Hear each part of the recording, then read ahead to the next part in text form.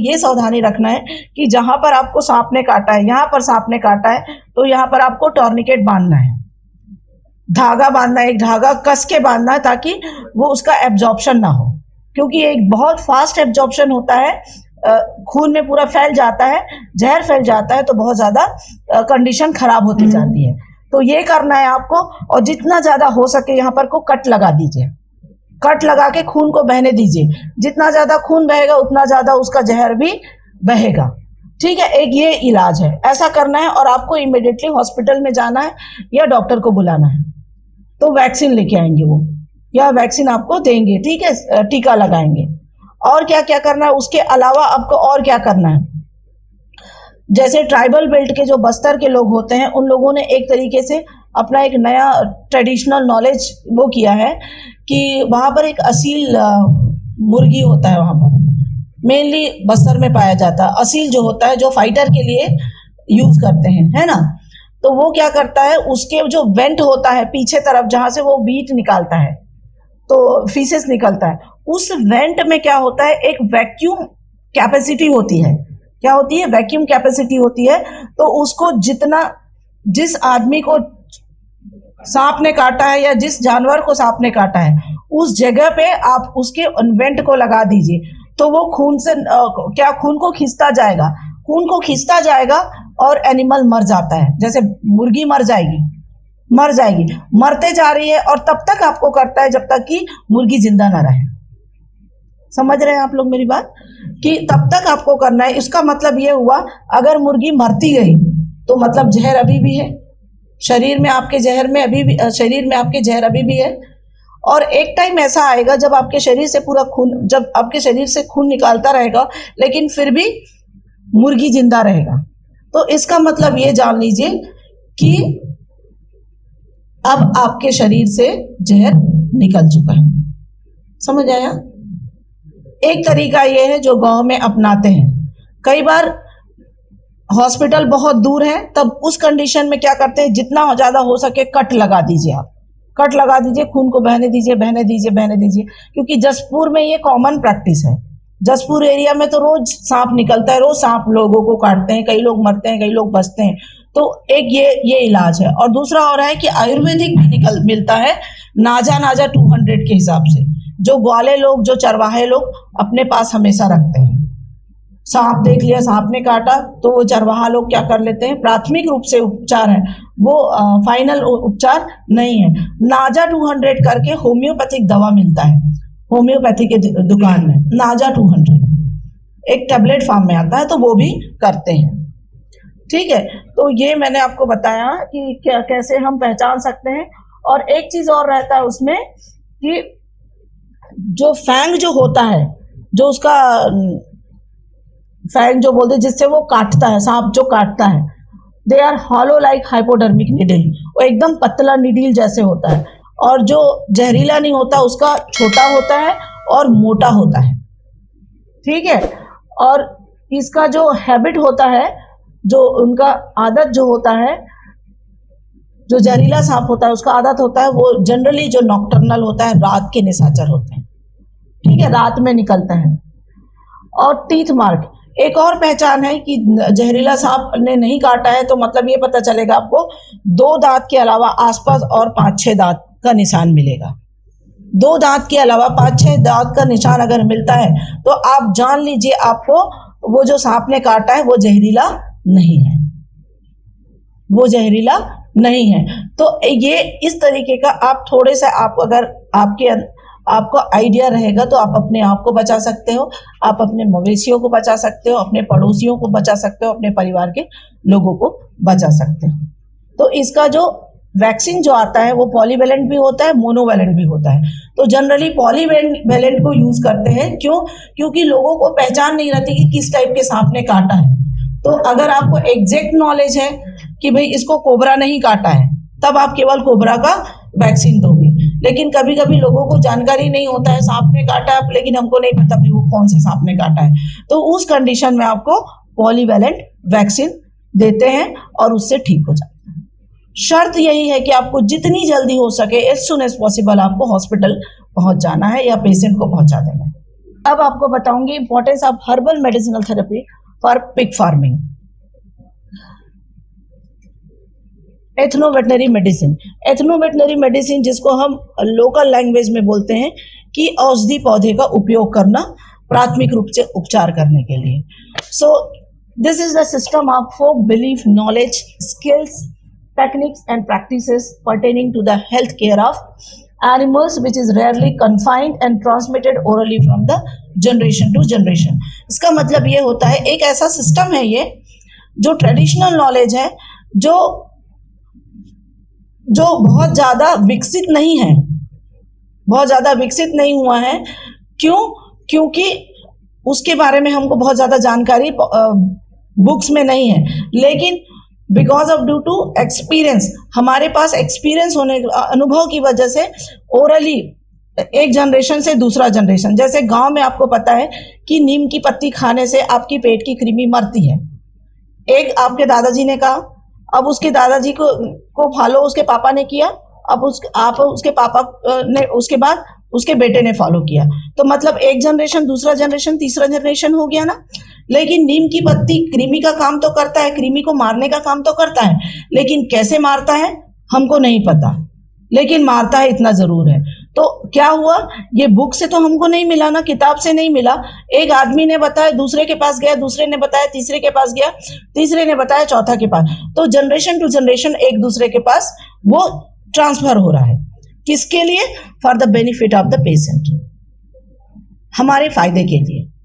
और अगर हमको फायदा मिल रहा है तभी तो हम उनकी बात मान रहे हैं, अगर हमको फायदा नहीं मिलता तो हम उनकी बात नहीं मानते।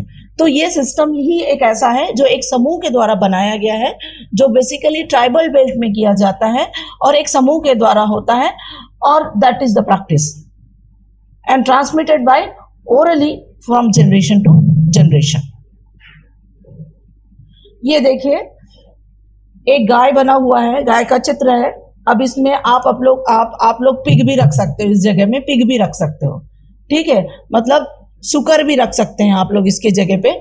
और ये मैंने बताने की कोशिश किया है कि हमारे पास इस तरीके कितने हमारे आसपास में कितने ज़्यादा औषधि पौधे हैं जिसका उपयोग हम अपने डेली रूटीन में कर सकते हैं, और कुछ हद तक बीमार होने से अपने आप को भी बचा सकते हैं और हम अपने मवेशियों को भी बचा सकते हैं। क्यों? क्योंकि मवेशियों के ऊपर हम निर्भर हैं और मवेशी हम पर निर्भर है। तो अगर हमारे मवेशी स्वस्थ रहेंगे तो हम भी स्वस्थ रहेंगे।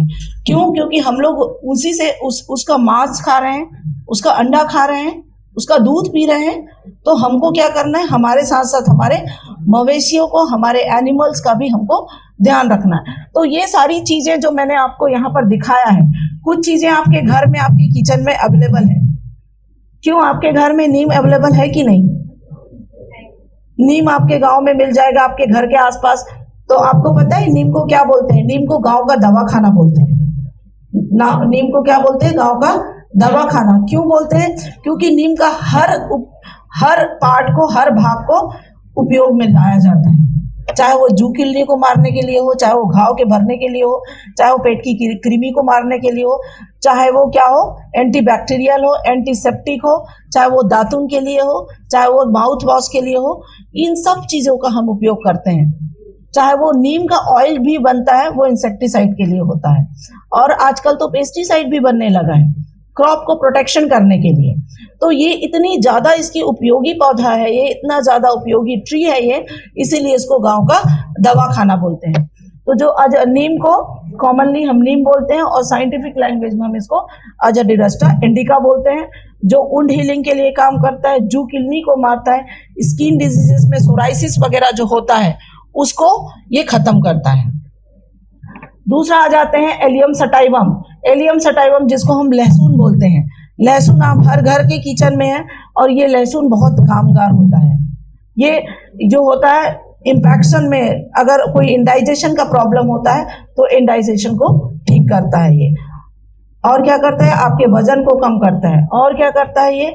अगर मुर्गियों की बात करें, अगर हम शुगर की बात करें, तो ये क्या करता है? ये एंटीसेप्टिक का काम करता है। इन्फ्लामेशन होता है, अगर कोई किसी भी तरीके से चोट होगा तो उसको ये ठीक करता है। चोट है या दर्द है उसको भी ये ठीक करता है। अश्वगंधा, अश्वगंधा सिर पे मैंने दिया है उसको। अश्वगंधा विथानिया सोमनीफेरा बोलते हैं, जो एंटी स्ट्रेस का काम करता है, एंटी स्ट्रेस का काम करता है, एंटीऑक्सीडेंट का काम करता है। ये हम भी खा सकते हैं, पाउडर के रूप में आता है, और हम अपने मवेशियों को भी दे सकते हैं। जैसे हम बात आज शुगर की कर रहे हैं, तो इसका पाउडर खिलाने से उसका वजन बढ़ता है। विथानिया सोमनीफेरा को के पाउडर खिलाने से वजन बढ़ता है और वो कभी बीमार नहीं पड़ेगा, क्योंकि इसमें एंटीऑक्सीडेंट भरपूर मात्रा में पाया जाता है। एंटीऑक्सीडेंट अगर रहता है तो हमको वो बीमार होने नहीं देता है। हमारी बॉडी में जो भी फ्री रेडिकल्स बनता है, जो भी बेकार चीज बनता है, उसको ये खत्म करता है। स्कैवेंजिंग प्रॉपर्टी है इसकी। तो इसलिए कि आपके एनिमल को, आपको भी हेल्दी रखेगा और उसके वजन को बढ़ाएगा। अगर उसके वजन को बढ़ाएगा तो आप सोचिए मार्केट में जल्दी उसको आप सेल कर सकते हैं। और दूसरा फायदा ये है कि बीमार ही नहीं पड़ेगा आपका एनिमल। ये इतना कारगर चीज है विथानिया सोमनीफेरा। आंवला, आंवला देखिए एम्बिलिका ऑफिसिनेलिस, ये शरीर के रोग प्रतिरोधक क्षमता को बढ़ाता है, रोग प्रतिरोधक क्षमता को बढ़ाता है। ये भी क्या करता है, एंटीऑक्सीडेंट होता है, एंटी इन्फ्लेमेटरी होता है, और क्या है ये भी वजन को बढ़ाता है। और देखिए यहाँ पर बेल जो है, बेल दिख रहा है आप लोग को, बेल जो होता है पेट की कई प्रकार की बीमारियों को ठीक करता है, और सबसे इंपॉर्टेंट चीज ये फीवर को ठीक करता है। बुखार अगर आ जाए आपके एनिमल को या आपको भी आ जाए, तो आप आयुर्वेदिक, इसका बहुत ही अच्छा आयुर्वेदिक उपचार है इसका, कि ये बुखार में काम करता है। एलोवेरा, एलोवेरा ऐसा पौधा है, आजकल आप लोग को सबको पता है एलोवेरा का क्या उपयोग है, कहाँ नहीं इसका उपयोग है, हर जगह पे उपयोग है। चाहे वो आदमी हो, चाहे वो मवेशी हो। आदमी में कॉस्मेटिक पर्पस के लिए यूज होता है, ये माउथ वॉश यूज होता है, माउथ वॉश, फेस वॉश, और क्या होता है, शेविंग, जेंट्स के लिए शेविंग क्रीम में काम आता है, शैम्पू में काम आता है, शैम्पू होता है, एलो ऑयल, एवरीथिंग इसका हर जगह उपयोग है। परगेशन का काम करता है, और सबसे अच्छी चीज है इसकी, ये रोग प्रतिरोधक क्षमता को ठीक करता है, बढ़ाता है। और क्या करता है, अगर किसी को कॉन्स्टिपेशन है, कब्ज की शिकायत है, चाहे वो मवेशी हो चाहे आदमी हो, कब्ज की शिकायत है, तो उसमें भी ये कारगर होता है। और एंटीपायरेटिक बेल होता है। और क्या बोल रहे हैं, हड़जोड़, हड़जोड़ जो है इंपॉर्टेंट है आपके लिए। अगर किसी तरह का कोई हड़जोड़, नाम से ही पता चल रहा है कि ये हड्डी को जोड़ता है, इसको हम मेनली बोलते हैं साइसस क्वाड्रिंगुलेरिस, इंग्लिश में बोलते हैं साइसस क्वाड्रिंगुलेरिस। जो अगर फ्रैक्चर हो जाए तो इसका पेस्ट बनाते हैं, पेस्ट बना के और बांस का एक छोटा सा वो दे देते हैं, सहारा दे देते हैं, और उसमें बांध देने से आपको 15 से 1 महीने के बीच में, अगर छोटा मोटा फ्रैक्चर है जहां पर आपको ऑपरेशन करने की बिल्कुल भी जरूरत नहीं है, तो ये बहुत ही अच्छे से उसको जोड़ देता है।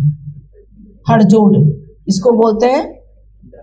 खिलाते भी हैं, बिल्कुल खिलाते भी हैं उसको, उसका पूरा प्लांट ही काम आता है। कहीं पर भी मिल जाता है, फेंसिंग एरिया में मिलता है, फेंसिंग एरिया में मिल जाएगा आपको। हमारे कॉलेज में भी है ये सारे पौधे हम जो बता रहे हैं, हम हमारे गार्डन में है। सतावर, एस्पेरेगस रेसिमोसस, जो सतावर जो होता है, ये माताओं बहनों को, जो न्यूली जो लेडी होती है, जो फर्स्ट टाइम डिलीवर की रहती बेबी, उनके में शुरू 1-2 दिन में दूध नहीं आता है, तो उस केस में क्या करते हैं, सतावर का पाउडर दूध में पिला देने से दूध निकलने आता है, दूध बनने लगता है और दूध आता है।